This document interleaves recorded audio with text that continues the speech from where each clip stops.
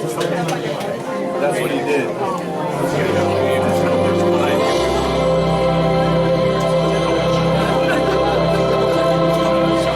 Ladies and gentlemen, allow me to welcome you to a night of merriment and Christmas cheer. Gather round as the curtain rises on a holiday extravaganza like no other. Tonight, we present a cast of characters that are not confined to mere strings, but are brought to life by the warmth of laughter and the glow of the season.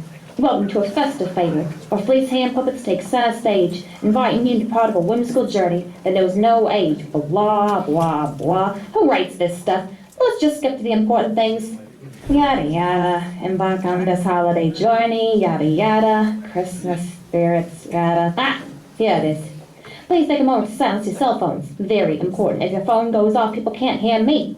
Video and still photography is permitted. You may use the flash if you want, but it's no fun with the puppets. No, really. They don't even flinch. It's like they're on fire in a crowded Zen garden. Oh, speaking of, take a moment to locate the nearest emergency exit. We don't want to repeat of last year. I think that about does it. So, without further ado, the Untitled Puppets now present the Puppet Christmas Show.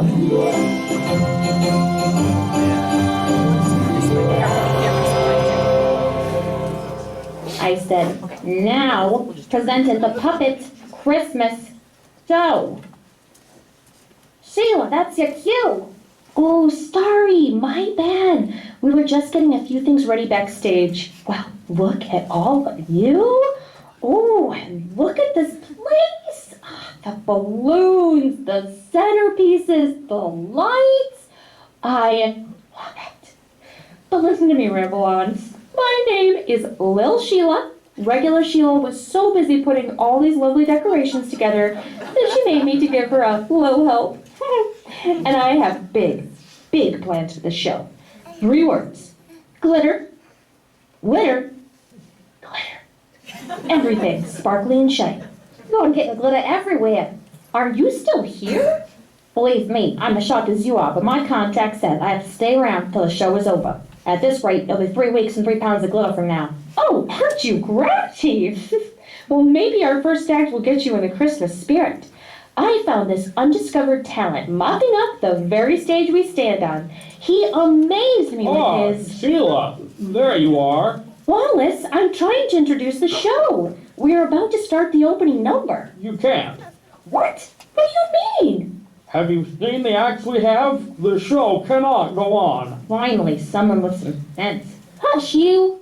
I handpicked every one of these fine acts. You can't come out here and tell me to stop the show because you don't like them. Well, if you don't cut some of these acts, I won't do the show. Oh, big laws. I mean, look at these, Sheila. Lil Sheila? What? I'm Lil Sheila. You look the same height to me. No, it's because there are 2 Sheilas. Look, it doesn't matter. Which acts do you have a problem with? Billy Bob and his dancing mop, Redneck Reindeer Rodeo, Hay Bale Santa Sleigh, Lord Wensleydale and his singing cheese. Actually, that one sounds kind of cultural. Oh, but they are all just so darling. I can't bear to cut them all. Oh, I know. How about we rework the acts to fit a little better? And while we do that, we can let the first one go on. Okay. But I insist their acts have something of substance. Fine, fine. It will give me a chance to rework their outfits, too. Ladies and gentlemen, put your hands together for his stage debut, Billy Bob.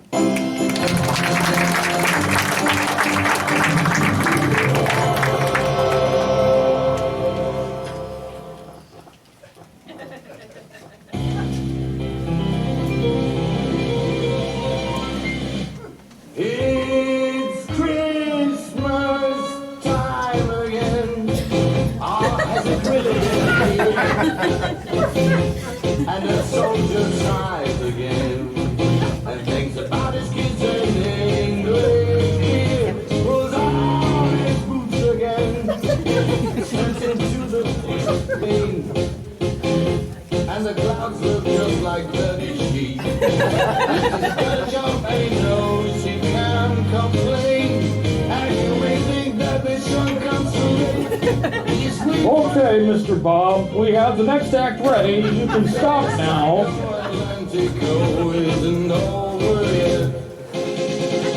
Mr. Bob.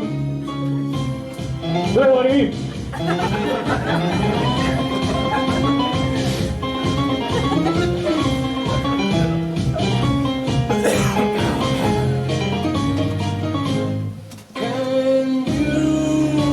you imagine this?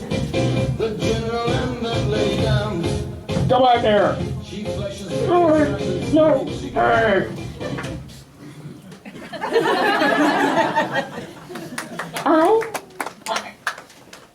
That really knows how to sweep the audience off their feet. Talk about a performance that really mops the floor with the competition. Well, I don't know about the mop, but Billy Bob certainly mopped the floor with Wallace. Of course, he may have been washed up long before that. Well, now we move on to the Jingle Bell Jug Band. No, it's the Refined Quartet Singers. The Refined Quartet Singers? How exciting! Where did they come from? The only band I could find was the Jug Band. It is the Jug Band, but I found out if you play a CD, they do a passable Silent Night. With a name like that, they can't go out there in their old flannel shirts. Well, I don't see what we can do about it now. I mean, it's time for them Oh my goodness, I have the perfect outfits. Stay right here, Wallace. I have a costume emergency. But what am I supposed to do until you get them ready? You'll think of something. Yes, I suppose I will, and I may have just the thing. Good King Wenceslas.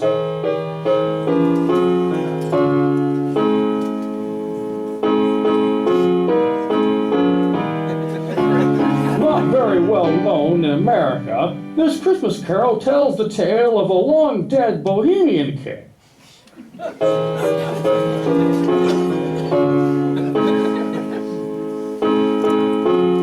As he battled an unforgiving winter to give money to a poor peasant on the day of the feast of Stephen.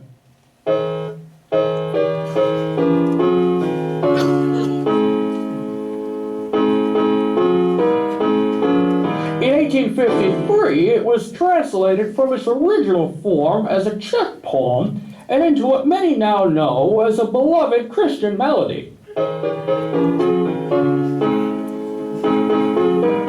in truth, Wenceslas was only a duke, Holy Roman Emperor Otto I posthumously awarded. Done. Thank goodness. What? How did you finish so quickly? I was about to sing Good King Wenceslas. No, you're about to give an essay on Good King Wenceslas. I was getting there. If that was you getting there, I'd have more reliable service from Amtrak. Wallace, if you are done, we have the next act. Yes, go ahead. The mood has deserted me.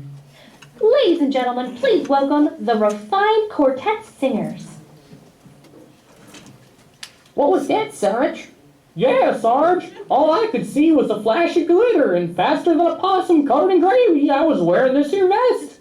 That was a force of nature called Sheila. Just follow along to the words and it'll soon be over. But I ain't used to this here fancy linen. Makes me itch. I know, Joe. Ain't no man won a victory over women folk by complaining. Now start that there music box. Silent night, holy night, all is calm, all is bright, round yon virgin, mother and child, holy infant, so tender and mild, sleep in heavenly peace, sleep in heavenly peace. What was that, Sarge? That would be a mop. Now stay quiet and pretend like you're singing like the city folk. That glorious song of old, from angels bending near the earth to touch their harps of gold. What was that, Sarge? I gotta give them boys credit. This song's got more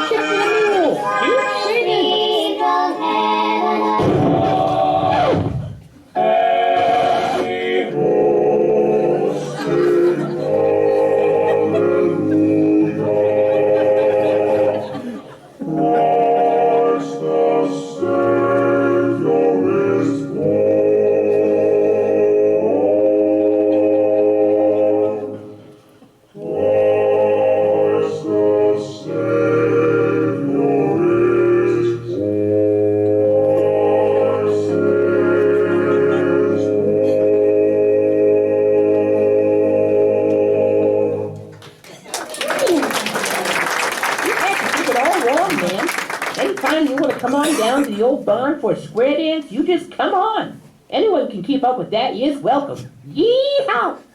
Aren't you just darling? You know, I think I found a new appreciation for time-lapse puppetry. Oh, really? How so? I think it's about time that act lasts. Oh, you'll catch the Christmas spirit in one of these acts. Sheila! Sheila! I keep telling you, it's Lil Sheila. We don't want people getting confused, dear. Little Sheila, Big Sheila, whoever, Lord Wensleydale needs your help finding his singing cheese. Seems like his white cheddar disappeared just when the caterers brought out the mac and cheese, and now he's unconsolable. My cheese, my beautiful cheese. Oh no, Lord Wensleydale, I'm so sorry. Maybe it wasn't the best idea to use the kitchen as a dressing room. Ladies and gentlemen, please welcome Aaron Mead.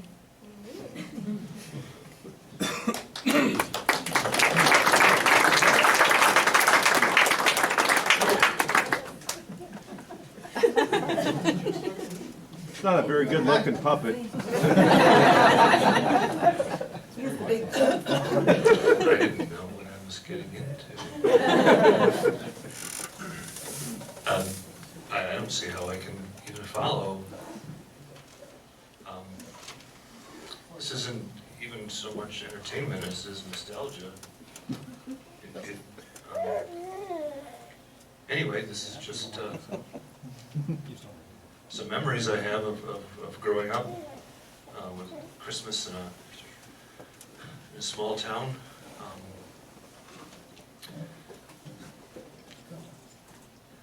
I think I wrote this maybe in high school. So, just picture a very modest house in central Michigan, and imagine it's December 24. Any one of many Christmas Eves my family shared, they were much the same from year to year. The gentle snow would be falling, adding to the 1.5 feet already on the ground. At least it always seemed like 1.5 feet back then.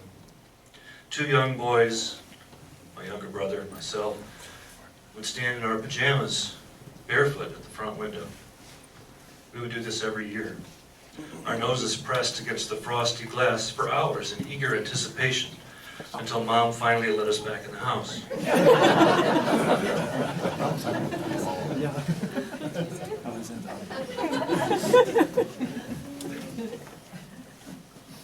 Then we would wander from room to room, enjoying the sights and sounds and smells of the season, the decorated pine tree, the gingerbread, the soft music, a roaring fire on one of the stove burners, the whine of the electric carving knife as it slid around the bone and gristle in the fruitcake. We would make sure that all the red and green Christmas stockings were dangling from the mantle. As an adult, I would discover that what we called Christmas stockings were actually what most people called baby booties. It saved money. We would tug on Mom's apron strings impatiently as she fluttered about the kitchen with a dish rag and the extinguisher. Do you think Dad might get home early today? We'd ask her over and over. And she would always look down and smile and tousle her hair and say, "Now boys, you know that's up to the parole board."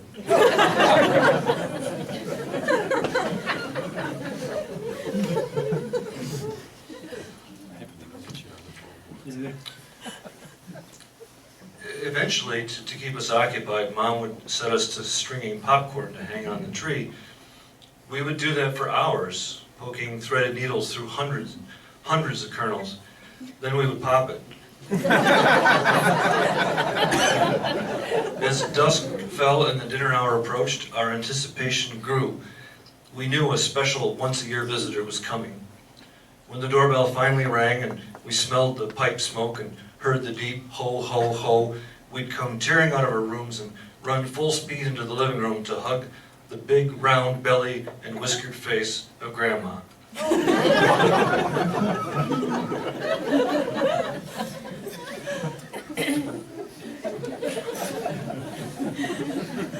Grandpa would be a few feet behind because he would always stop to spend a few minutes petting the cat, forgetting each year that it was taxidermy. Other relatives would arrive soon after, gathering around the dining room table and wondering what all the silverware was meant for.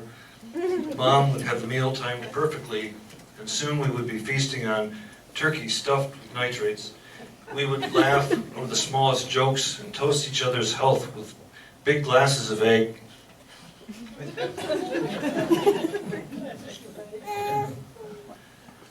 The dog would prowl around our feet, hoping in vain for scraps. Afterward, the bones were set aside as a special treat for our weird Aunt Bertha. Mom would hand around a big crystal candy dish with every imaginable flavor of antacids.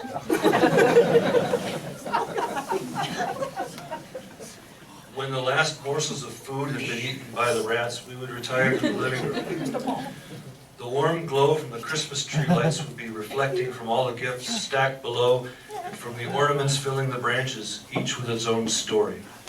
There was one that was a feathered dove, symbolizing the peace of the season. Grandpa would always argue that it was actually an albino raven. There would be several ornaments that were little round frames with baby pictures in them.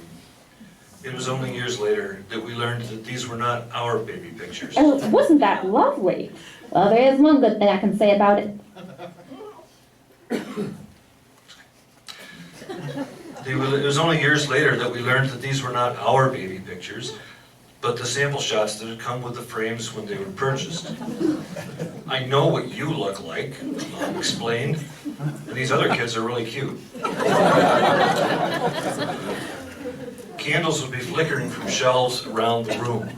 Holly would always be hung from the banister. "Let me down," she would scream. Before long, the Christmas carols would begin. Aunt Elsie would always start off by loudly breaking into "Joy to the World." The little kids would sing "Jingle Bells" and "Santa Claus is Coming to Town." Cousin Derek would always beg us to sing the 12 Days of Christmas. It was an excuse to show off the fact that he had 2 extra fingers. But of course, the kids would be bursting to get on to the main event, and their pleading would always carry the day. Soon the contemplative mood would give way to the sound of children shrieking with delight as they wildly tore the paper from the walls. Then we would open presents. There would be simple, thoughtful gifts for everyone. A toy car for me, a photo album for Grandma, perhaps a custom pair of gloves for Cousin Derek. Finally, the relatives would begin to leave a few at a time, Aunt Bertha still gnawing on a barren drumstick. My brother and I would be sent to bed over our protests.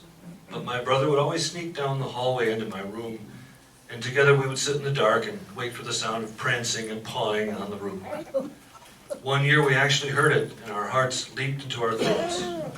It turned out to be Grandpa who'd been left behind. He had climbed up the TV antenna and was pacing back and forth, shaking his fist at imaginary Martians. It was all right. My brother and I knew that Santa could get past him, no problem. These are just a few of the memories that made Christmas Eve so magical for me in my youth. That was long ago, of course, and I suspect that some of the details have blurred in my mind over the years. But I'm glad I took the time to relive them and write them down, because I don't talk about them much. And I hope this has provoked a little nostalgia in you, too. Undoubtedly, you have your own Christmas Eve memories, probably very similar to mine. I hope that this little trip down memory lane has helped you, as it has me, to recapture the enchantment of Christmas time. Thank you.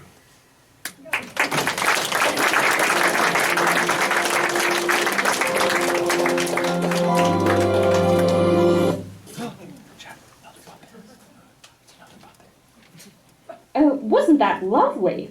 Well, there is one good thing I can say about it. It's over. Next up, we have Lord Wensleydale and... Oh, no, we can't do that. Who's up next? No one. What? But we have several more minutes to fill. Look here, we've done Billy Bob and the Quartet. Lord Wensleydale is cheeseless. What about Redneck Reindeer Rodeo? Hay Bale Santa Sleigh? Yeah, about that. Turns out reindeer love hay. We have half a sleigh and 4 sick reindeer. Oh, no. Didn't you have an act? Why, yes, I do, but I need someone to sing the chorus. Well, who else is backstage? Just Billy Bob waiting to clean up.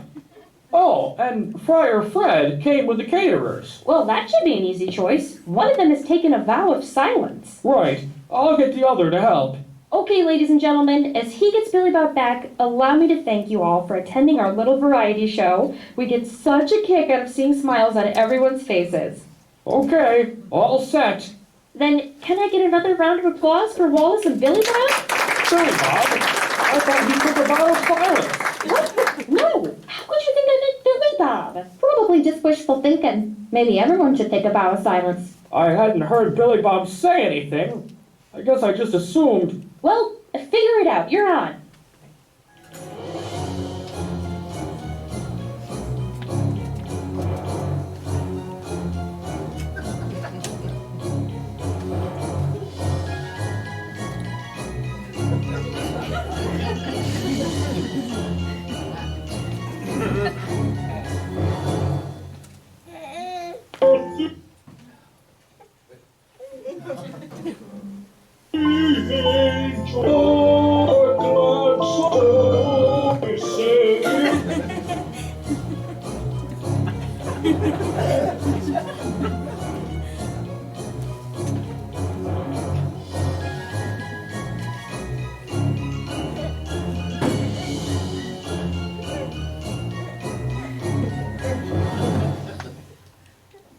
Angels we have heard on high, sweetly singing o'er the plains, and the mountains in reply, echoing their joyous strains.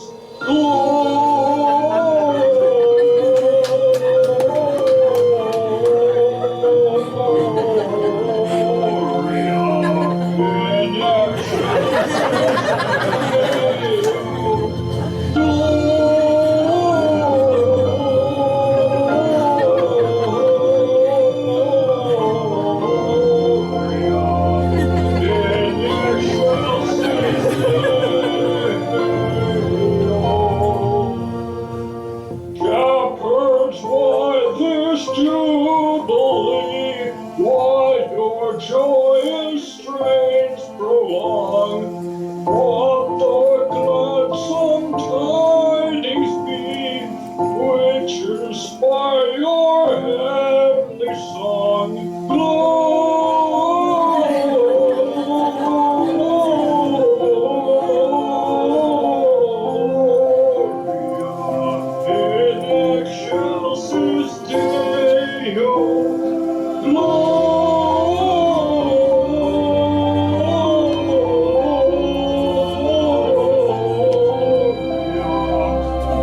In excelsis Deo, come to Bethlehem and see him whose birth the angels sing. Come adore on bended knee, Christ the Lord, the newborn King.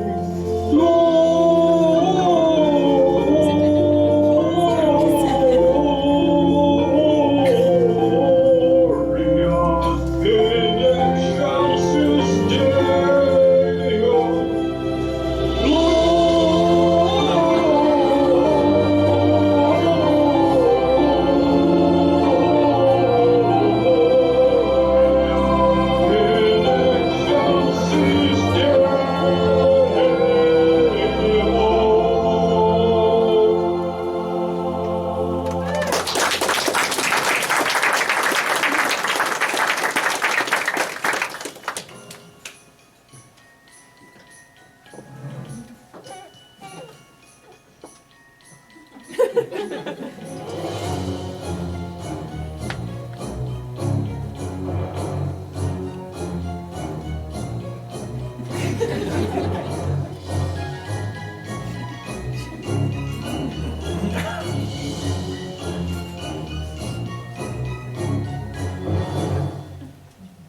That was wonderful. I loved it. it didn't exactly have the air of refinement I was expecting, and we still need another act to fill the time. Oh, don't worry about that. I've been sitting around backstage. I have just the thing. Go to your dressing room and put on the costume there. I'm not going to just put on anything. What are we going to do? Well, it's scenes from the literary classic, A Christmas Carol by Charles Dickens. Oh, finally. Something for the culturally gourmand palate. I shall go and prepare my role. And you up there, I have a part for a narrator. I can't wait. Now, just read out the script I sent you when the music plays. Ladies and gentlemen, I now present Scenes from A Christmas Carol as told by Lil Sheila.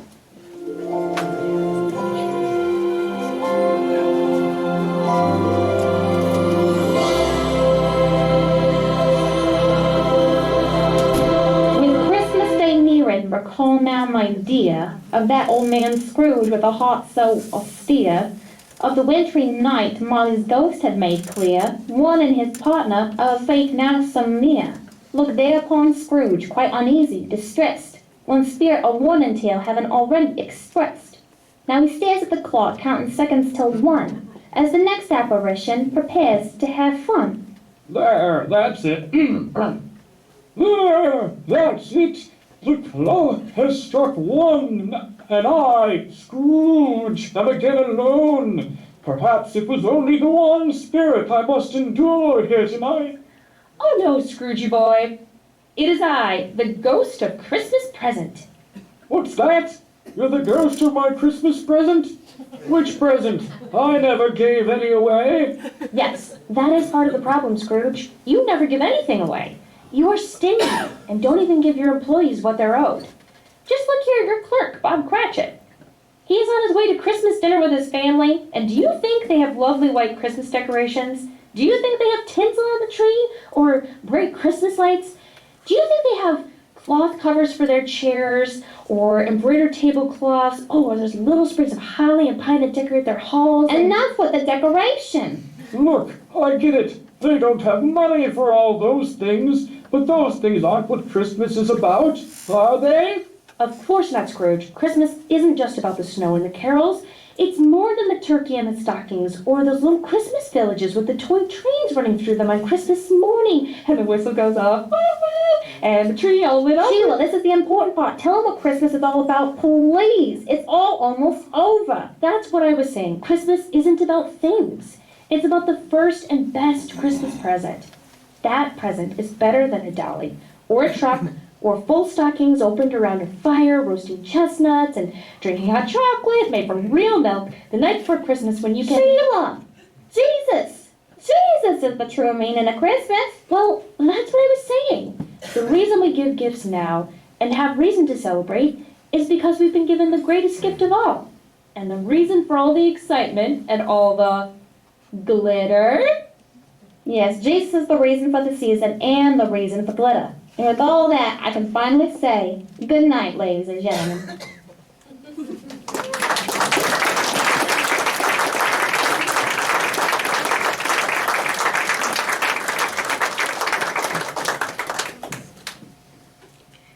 Thank you so much for the applause. We are so glad you enjoyed our show for you tonight. We really wanted to give a special shout out to all the volunteers who worked so hard at making this evening come together, especially Big Sheila.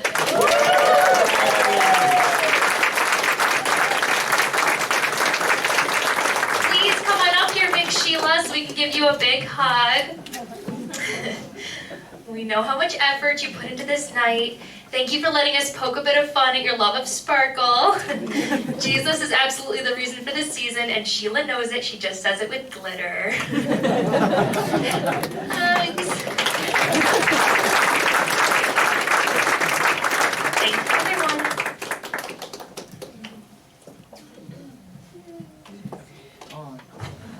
Now.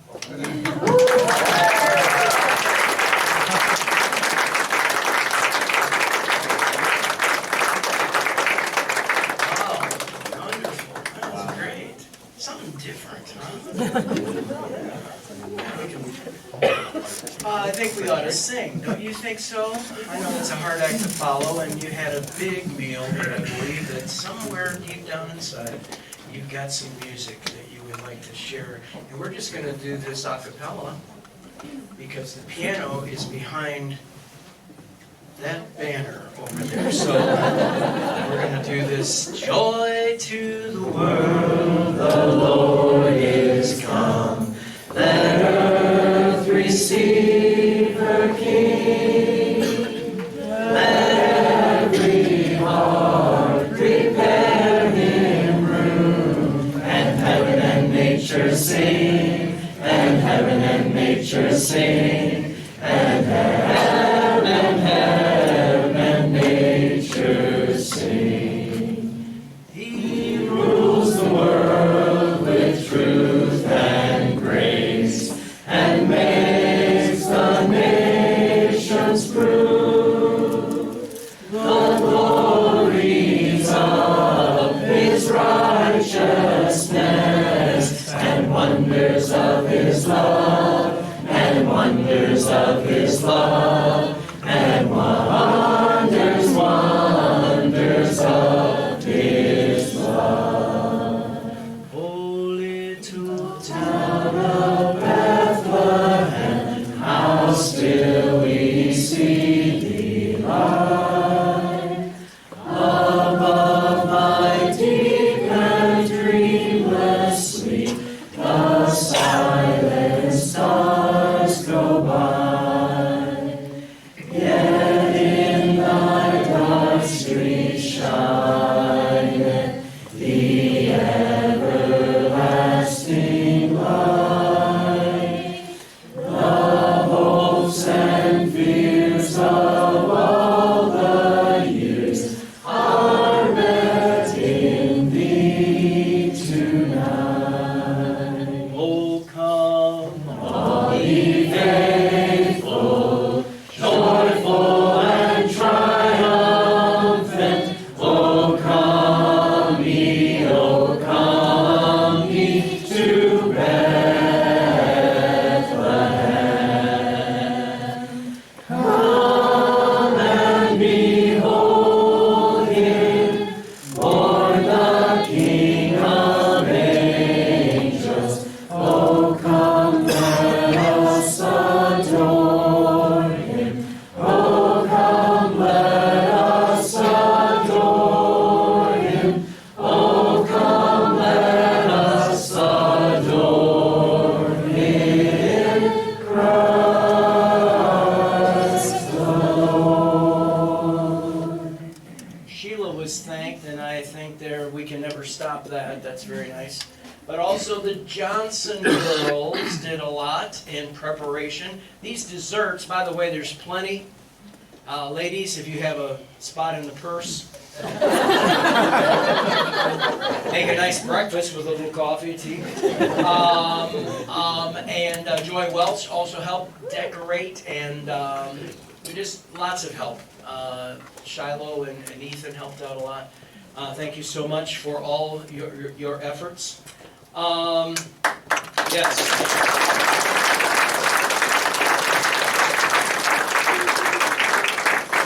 And we wish you the merriest Christmas, and those memories that Aaron made as a child, you can do that too. All right, let's do we wish you a Merry Christmas. We wish you a Merry Christmas. We wish you a Merry Christmas and a Happy New Year. Good tidings we bring to you and your King. Good tidings for Christmas and a Happy New Year. One more, we wish you a Merry Christmas. We wish you a Merry Christmas. We wish you a Merry Christmas and a Happy New Year. Thank you for coming, everyone. God bless you.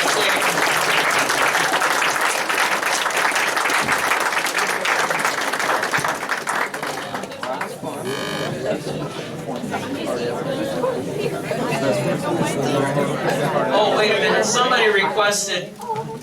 I'm sorry, I almost forgot. This is the best one. I apologize for not getting on top of this. All right, here we go. How did Joseph and Mary... Wait, you haven't heard the end yet. How did Joseph and Mary weigh Jesus at birth? Away in a manger. Good night, everybody.